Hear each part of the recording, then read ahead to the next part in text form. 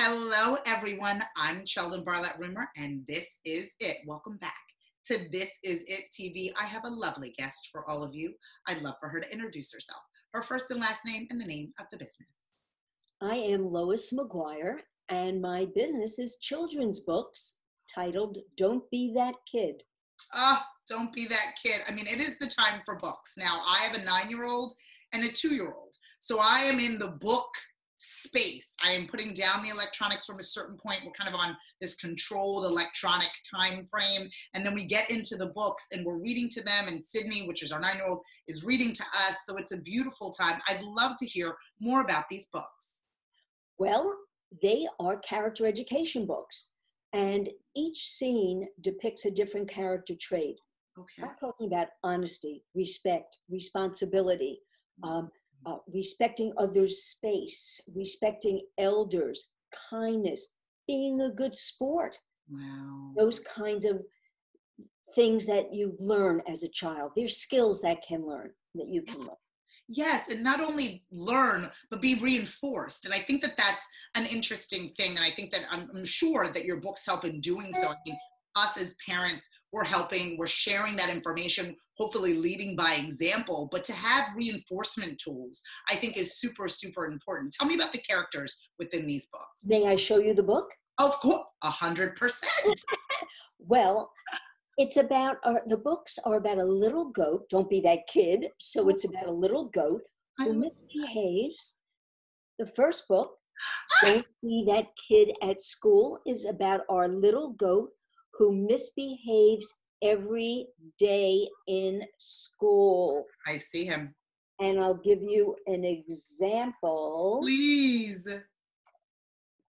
Here is a scene. Oh my goodness. They're in the playground. Wow. Our kid is not letting this kid play basketball. So you read the rhyme. It's a rhyming book. Yeah. And then you get to say, how does he feel? What's their responsibility to him? Because they have a responsibility to him for sure. Wow. And then why is our kid doing it?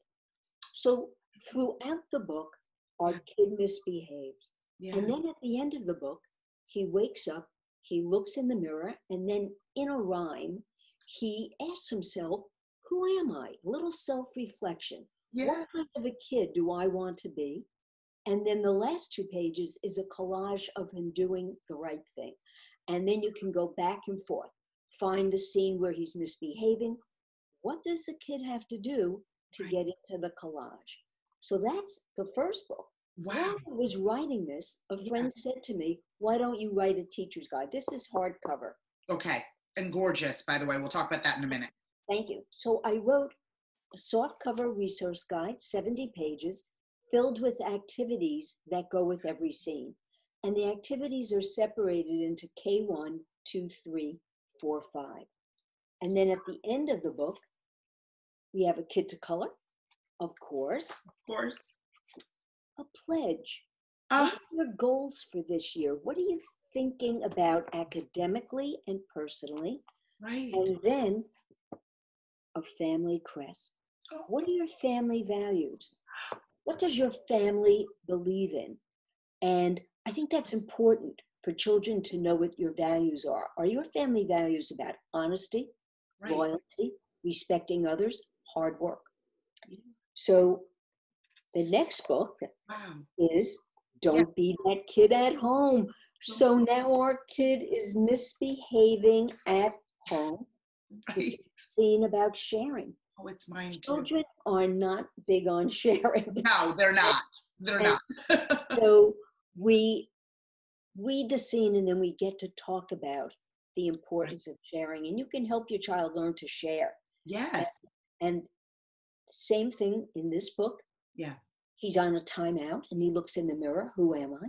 What kind of a kid do I want to be? And then a collage again of doing it. So they're great books. Wow. To talk about behavior, to talk about character without talking directly to your child or grandchild or your student if you're a teacher. Right. Because you're talking about the kid. Yeah. And then what happens is you transition into the child.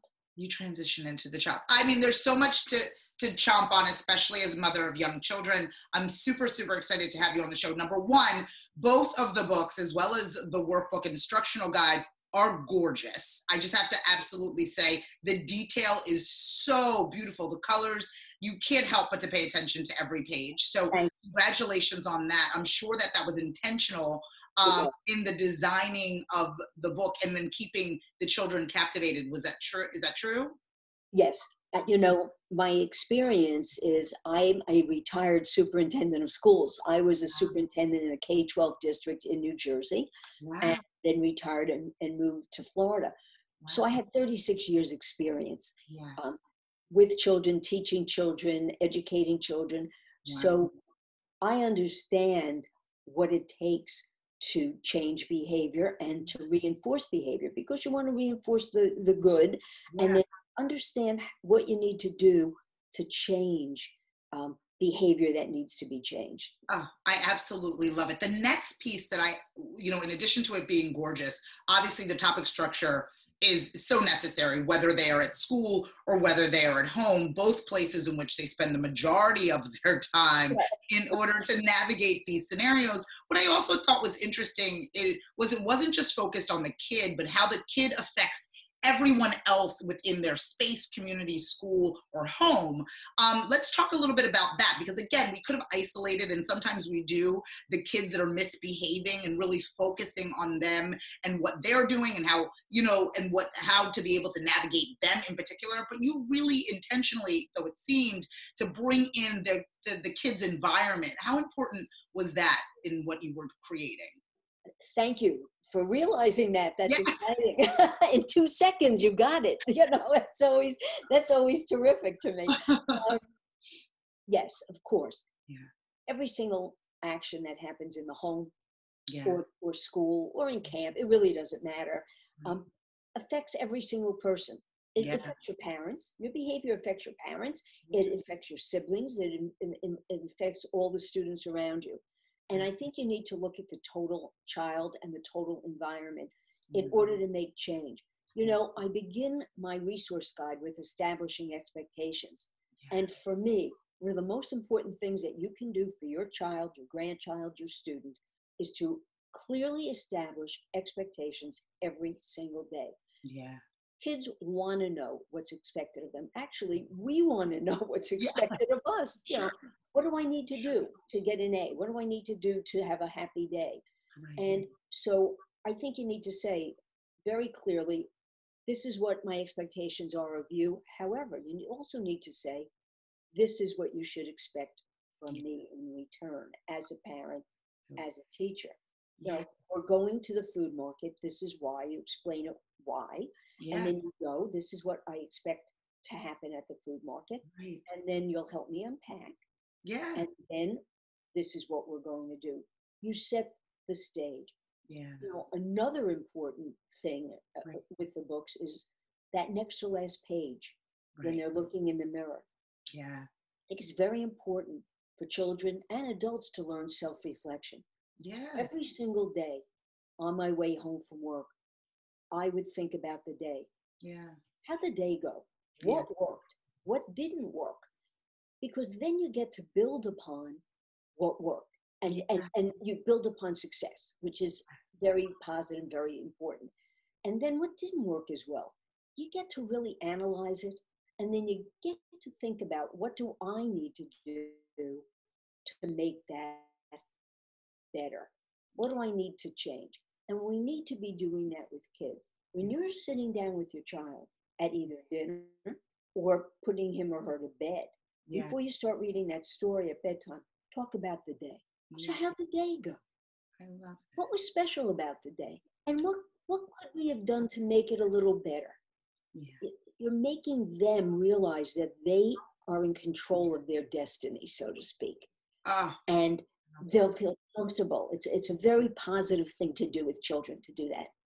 Oh, I absolutely love everything that you've got going on. I'm so excited. Oh my goodness. I'm so excited. Again, as a mother, as a child of educators, I think what you're doing is completely wonderful and such an asset, not only to parents, but also to the children in which they are raising. So for me, I'd love for everyone who follow fans and likes us to do the same for you. Where can people get in touch with you to learn more about these wonderful books? Well, certainly go on my website. And it is www.don'tbethatkid.net. No apostrophe with don't, just DONTBETHATKID.net. You'll see a sample of the books. You'll see a sample of the resource guide.